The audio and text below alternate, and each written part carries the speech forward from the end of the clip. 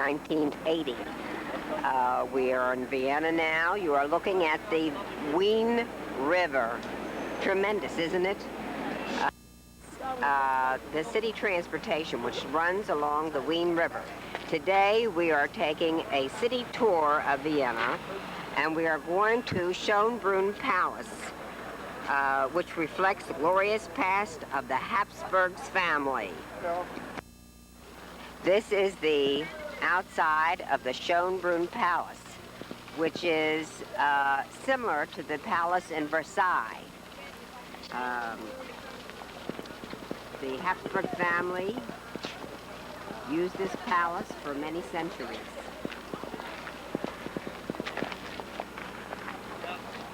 The outside is in Baroque style. The inside, the decoration here in Rococo style. The difference is that Baroque style is a symmetric style, whilst Rococo style is an asymmetric style. If you waiting room, because the next room is the audience room, but also called billiard room after this billiard table. It's done in Biedermeier style, a favorite living style in Austria, in Germany, after the Viennese Congress, after 1815 to about 1848. The painting in the middle shows you the installation of the Marie-Therese order. It was the first military order installed after the Battle of Kulin, 1757. Maria Theresia had to fight against Frederick of Prussia. The painting on the left side is the installation of this order in the big hall of the north. I'm sorry you can't see, just the ceiling first because it's here for the exhibition. On the right side, Emperor Francis behind this staircase, we come down the same one. And you see in the background the Gloriette, which is a Victory Memorial of Maria Theresia. I show you it from the window once more later on. And here is woman carved and painted with used in here in 1902, and also this chandelier was electrified. It's done very skillfully. Of Emperor Francis Joseph, and you see the emperor was a very modest man. All the decoration, you see them now white, they were golden in former days, and he let them overpaint to have not so much splendor around him. Now you see here on the right side, Emperor Francis Joseph, he came to the throne with 18 years in 1848, and he ruled our country for 68 years. He died with 86 years here in Schönbrunn Palace, and you see here in the middle on the painting the emperor 1 year before he died. On the left side, the wife of Emperor Francis Joseph, very popular under the nickname Sissi, perhaps you have heard of her. She had quite an unhappy life. Her only son and heir to the throne, Crown Prince Rudolf, perhaps you have heard of this, and she herself was assassinated in Geneva in 1898.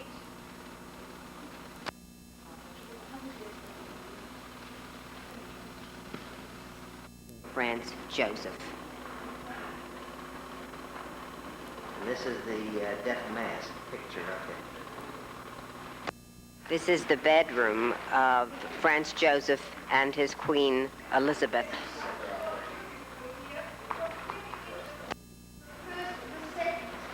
He was the second emperor of the Holy Roman Empire. At this time, Napoleon was on the way to conquer. This was the sitting room of Empress Marie Theresa's daughters. She had 16 daughters. The most was Marie Antoinette, who became Queen of France. Writing desk. That's her writing desk beneath her portrait of Marie Antoinette. This is the breakfast room that Marie Therese used with her daughters.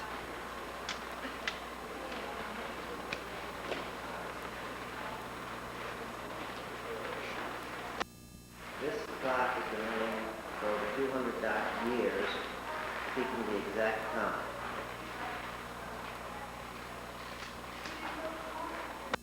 This is the mirror room where Mozart gave his first concert for Maria Therese.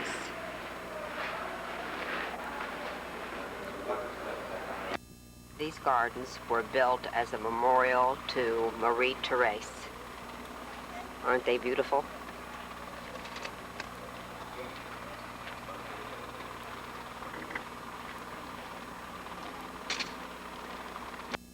These chairs are covered with petit point, and they tell us there are 200 stitches to the inch.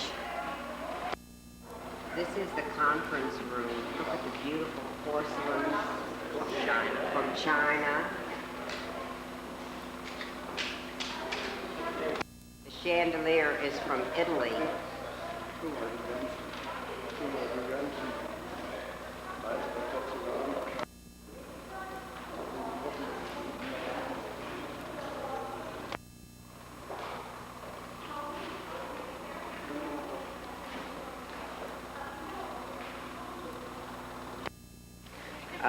We are showing you the beautiful gardens at Schönbrunn Palace, which was the summer palace and the favorite palace of Marie Therese. There are 1,500 rooms in this palace. 30 are open to the public. And you have just seen some shots of some of the more beautiful rooms. This is the theater built for Maria Theresa's 16 children. And we are here at the time of the 200th birthday of Maria Theresa, and they are having an art exhibit here. It was just for a presentation for the friends. And you see here it's done in Baroque style by the architect Lucas von Hildebrand, who came from Geneva. In the middle above the gate, you see here the coat of arms of Eugene of Savoy and the chain of the Order of the Golden Fleece. This is the only middle-aged order which is still existing in our days. Head of this order is still head of the House of Habsburg now, Dr. Otto Habsburg, who is living in Switzerland, in Germany. If you are interested in the treasure of this order, you find it in the Hofburg, in the treasure chamber. Our guide, Linda, has just said a few words about the Belvedere Palace, which was the former summer residence of Prince Eugene of Savoy. You are now looking at the French Gardens, which are part of the Belvedere Palace, where you can also enjoy a most picturesque view of the inner city of Vienna. Beyond the inner city of Vienna are the woods and the mountains of Vienna.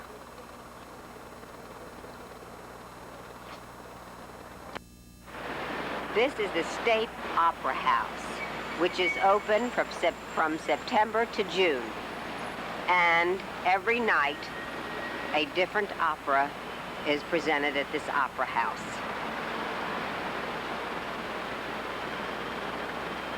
By the way, today is Mark's birthday, and we hope, Mark, that you are enjoying these pictures from Vienna. Happy birthday.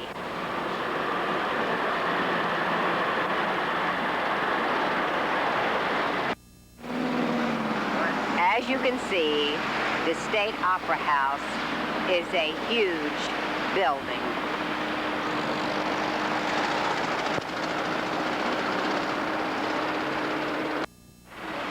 The street straight ahead is Kantnerstrasse, which is a very famous street for pedestrians only, and they have some very beautiful shops and shopping area, and also restaurants.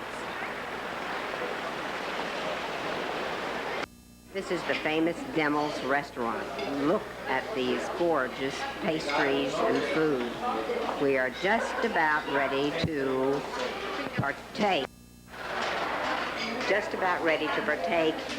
In one of these pastries.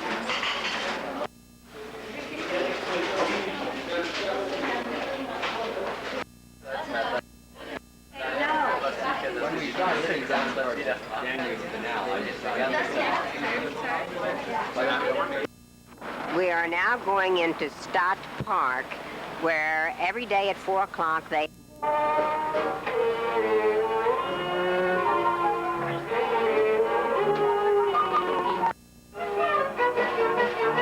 Bierzesz się znalazł, bracie, moment.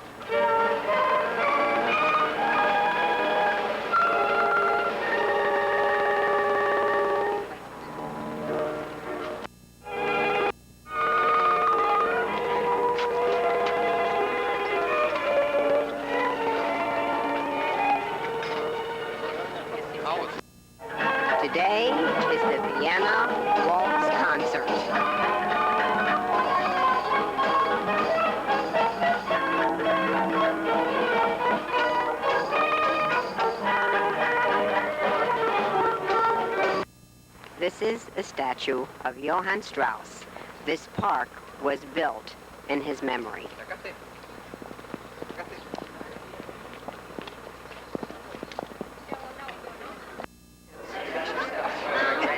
Good morning. This is November 5th. We're having breakfast with Gloria and David at the Hilton in Vienna with some of their friends that they are traveling with. They are getting ready to go to Budapest, and we are getting ready to go to the Spanish riding school. All right, now we're going to take pictures of everybody who the Londons are traveling with. Select the going down to posterity. Well, we'll say something to that again.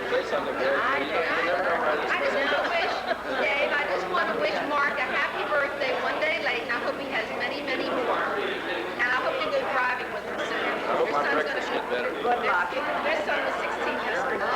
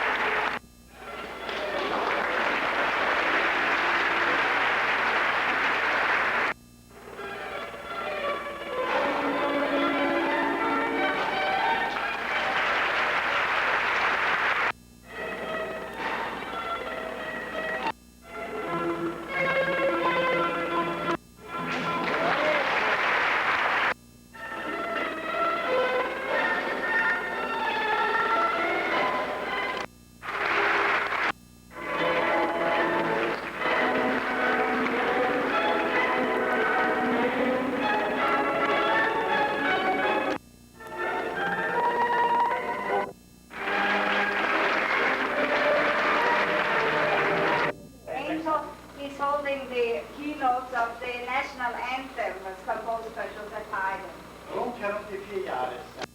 This is the coat of arms of the Esterhazy family, which built the mausoleum to Joseph Haydn. The organ on which, the Baroque organ on which Haydn and Beethoven played. The Sforza Madonna.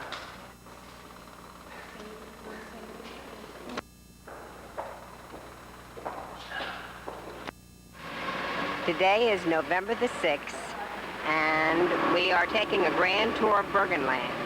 You have just seen the Haydn Mausoleum and the famous organ which Haydn and Beethoven played.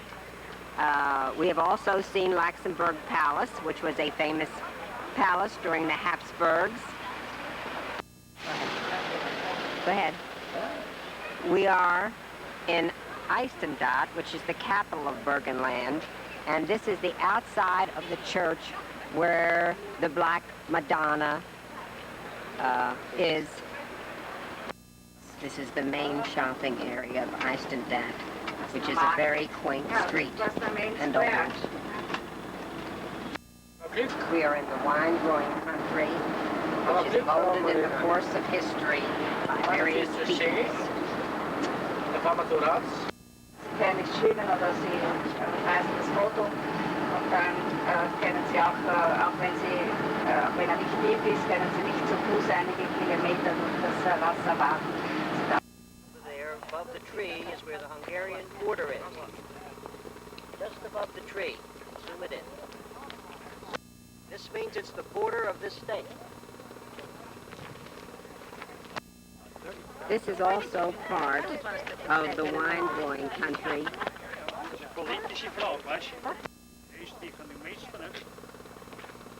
These are the vineyards. All over.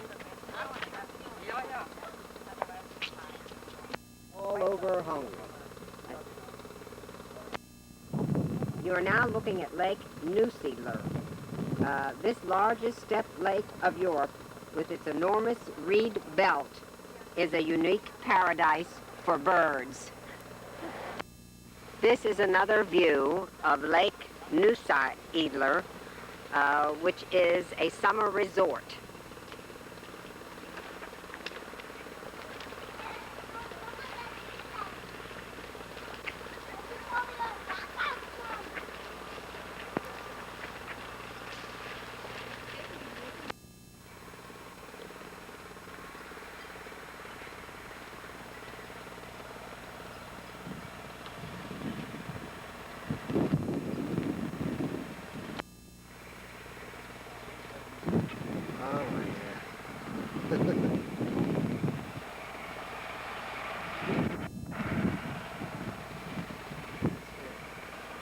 A rust, the favorite nesting place of storks. You can see the nest on the top of the chimneys. The storks have left this part of the country this time of the year and go back to South Africa and Egypt. They will return to Vienna and Austria, rather, in March.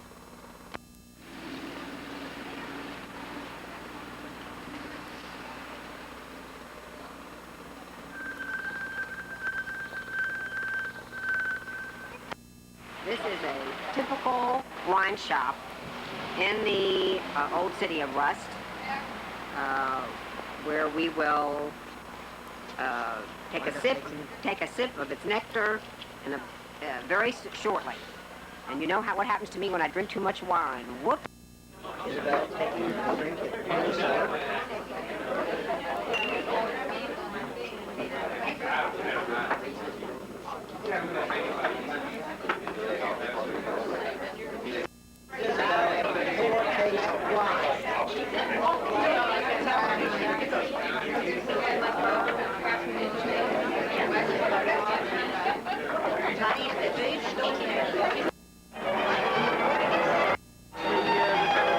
Before we take our leave from Burgenland, we are going to have dinner in a restaurant in Rust with gypsy music.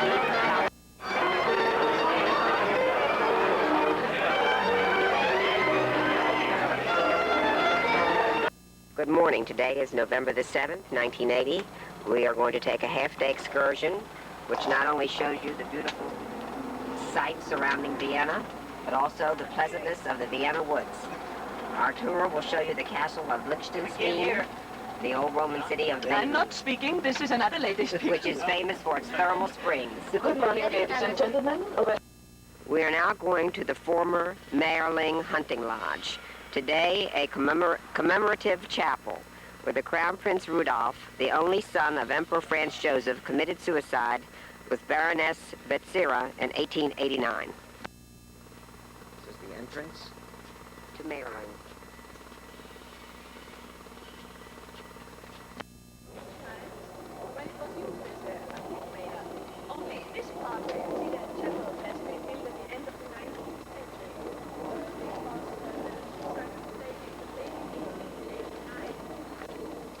Afterwards, at the end of the 19th century, the Emperor Prince Joseph, whose son Rudolf was, had this chapel built, and the Carmelites in Vienna started.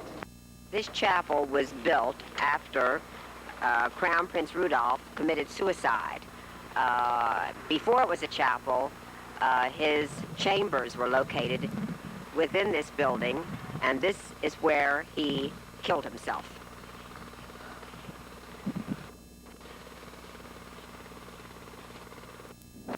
Of the monastery, the church. To the right, the cross with the swearing hand in it. Cistercian Abbey of Helling Cruz.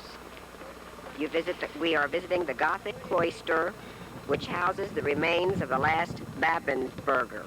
The Babenbergers ruled this country for over 200 years. The Habsburgs followed them shortly after and ruled the country for over 600 years. The last Babenberger, they are buried in this monastery. There are still monks that live here, but not as many as before and many years ago. The garden and see the eldest part, those Romanesque arches on the church. I've told you about the columns of this monastery. One chapter of the rooms of so they read every day, and they read the vocal books of the old street time here. Friedrich II, he was the last of the Babenbergs in 1246. When he died, he was the last man of the Babenbergs, so there were no left to succeed him. This is the chapel of the dead, where the monks are laid out when they die. And if you notice the candlesticks, they are to remind the monks that everybody will die sometime. It's like a sexy skeleton to me.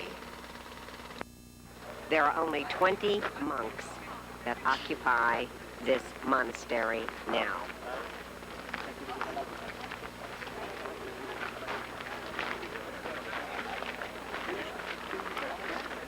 Then the tree in front, this is quite a new one because it burned and they had to put in another one.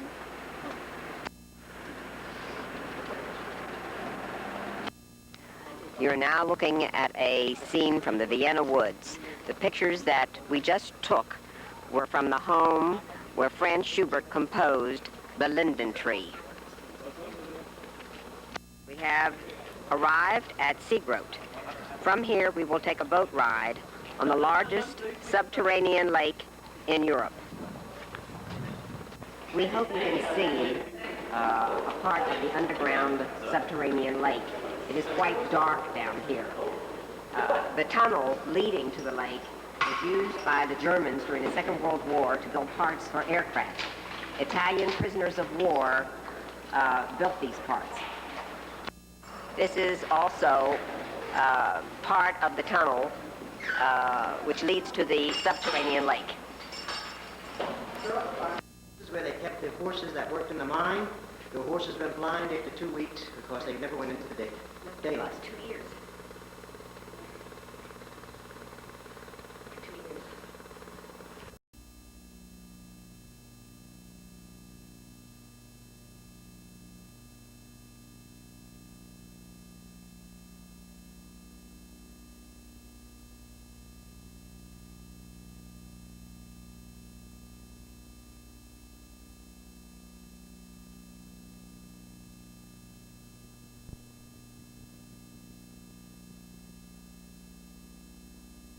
Vienna State Opera House.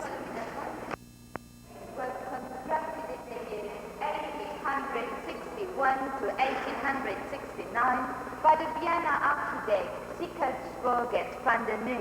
But shortly before the end of the Second World War, the building was almost completely destroyed and bombed down, and only the main staircase, the whole main facade, the Schwindfoyer and the tea room could be preserved. And one of the two architects, Van der Nul, committed suicide for he could not stand the criticism of the Vienna. The picture of the tea room reserved for special guests. They had used exactly the same standard as before, only put in the next room is redone in a different and another way. It's the marble hall, and the two architects, Sebeler and Spoldinger, a preserved one. It's the Schwindfoyer, and it's called Schwindfoyer van der Wall. You can see the paintings made by Maurice von Schwind, a romantic painter, with the figures of the operas. For example, the Barber of Seville by Rossini, to the left side, Freischütz by Weber. Now the big central vault, the ceremonial vault. It's reserved for special receptions, but today also the public can rent a seat inside this box during a normal performance. They are the most expensive seats.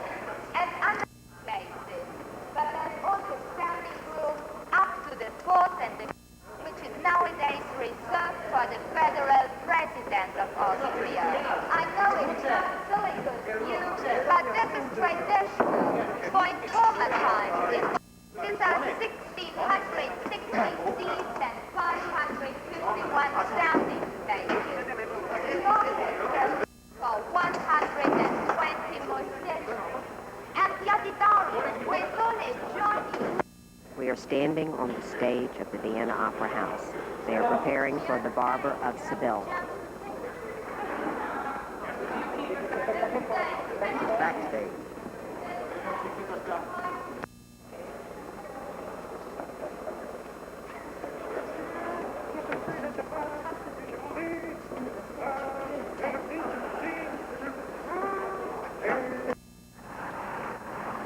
This is the largest Ferris wheel in the world, which is in the amusement park in Vienna. We are just about ready to get on it and take a ride. It takes 10 minutes to go completely around.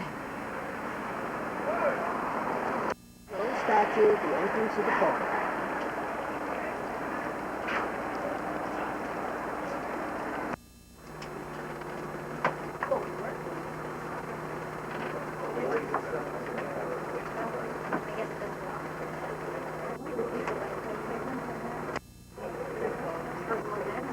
Park, where you are watching the exhibition.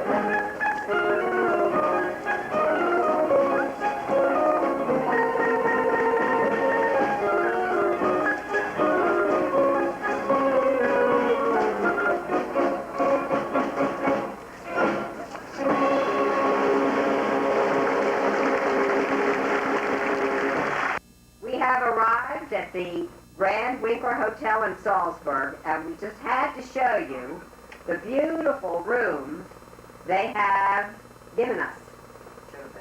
It is absolutely magnificent.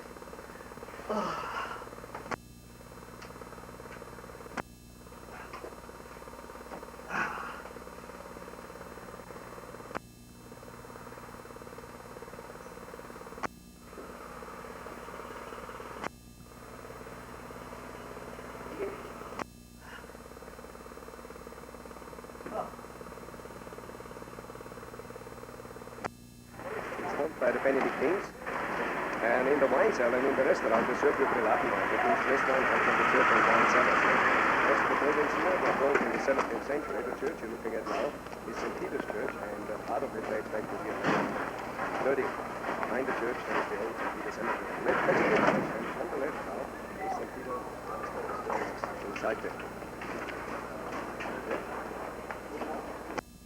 This is the cemetery in Salzburg, which was used in filming The Sound of Music. The family fled and hid in the cemetery, also behind the tombstones and up in the catacombs.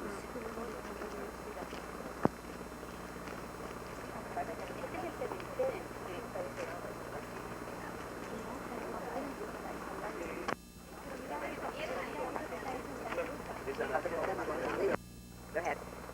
Yeah, the place you're looking at now is called Palace Leopoldskron. It's a Rococo palace, 18th century. It was built under the Archbishop Leopoldo Anton Firmian.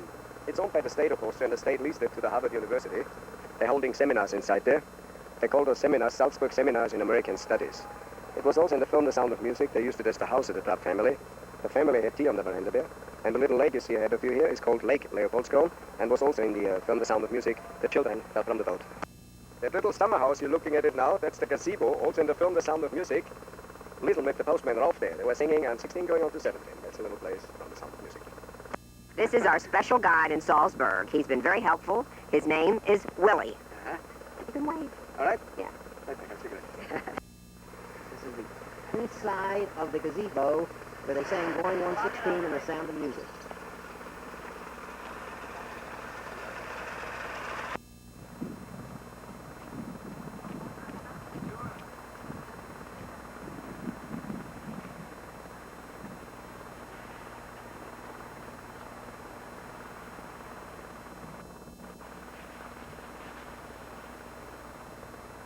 Bushel, 15th century castle. It was used by the archbishops of Salzburg as a hunting castle. Whenever they came out here hunting, they used to stay in that castle. During World War II, it was owned by Ribbentrop, the German foreign minister, and after that, Baron Vogel bought it. And now it's a hotel.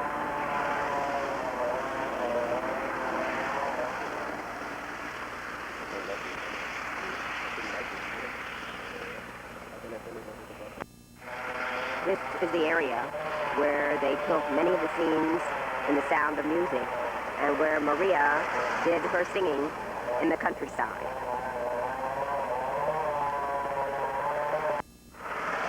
The countryside in Salzburg is absolutely the most beautiful we have seen anywhere. The lake you're looking at is called Lake Wolfgang, 10 kilometers long, 100 meters deep, and the little village down here is called St. Gilgen. St. Gilgen is traditionally bound with Mozart. Mozart's mother was born in that little village. The mountain on the right is called Zwölferhorn. There's also a cable car going up and down. Very good for skiing in wintertime. And the mountain on the left then is called Schafberg, 1,800 meters high, and a little train, like a corridor thing, is running up there. Top is also a hotel. We are now in Mondsee village, and we're looking at the Dome of Mondsee. The Dome of Mondsee was also in the film The Sound of Music. The wedding was held inside there. This is the inside of the church where Maria von Trapp married the Baron, and this church was also used in The Sound of Music, where the wedding took place. This is typical of an Austrian village. They are quaint, they are very clean. Look at the beautiful flowers. They love beautiful flowers in Austria. David is walking over the bridge in Salzburg, which takes you to the old part of the city.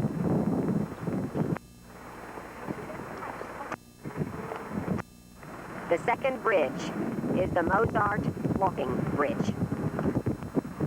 This is a picture of Mozart's birthplace. Mozart died at the age of 35 from tuberculosis. He moved to Vienna, where he composed much of his music. The second floor are chronological arrangements of miniature stages of Mozart operas from the early works up to the Magnificat.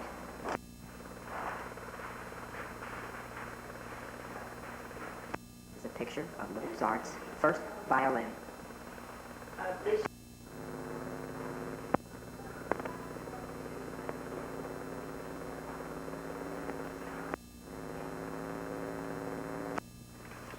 The room in which you have just seen was probably where Mozart was born. The most famous paintings of the family and Mozart's own instruments were in that room. The room you're looking at now was probably Mozart's father's study.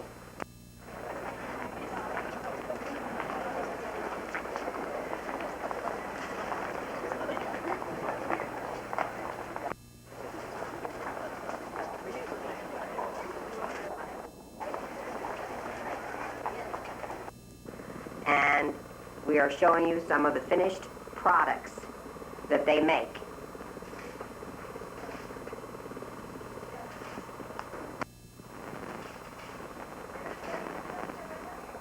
This is for you, Evie.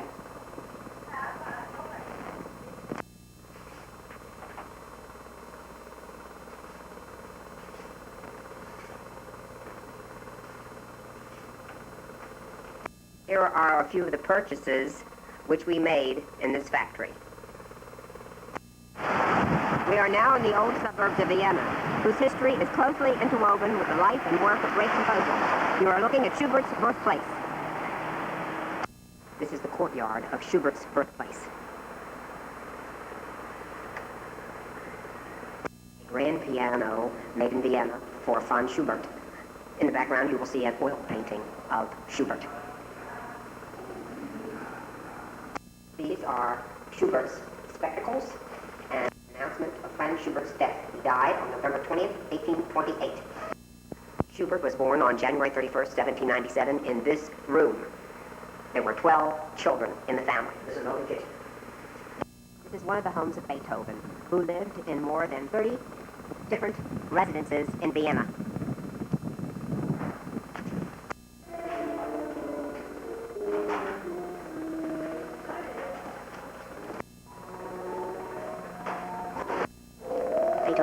Ludwig van Beethoven was born in 1770 and died in 1827. This is one of his favorite pianos. This is one of the old quaint streets in Old Vienna near one of the Beethoven residences.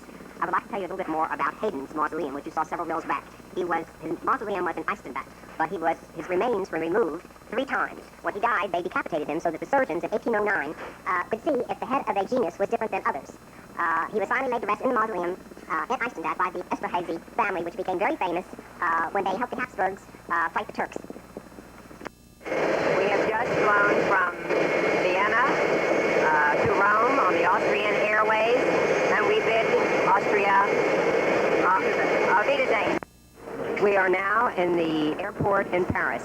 We are about to board the moving staircase to get on our last plane to the good old USA.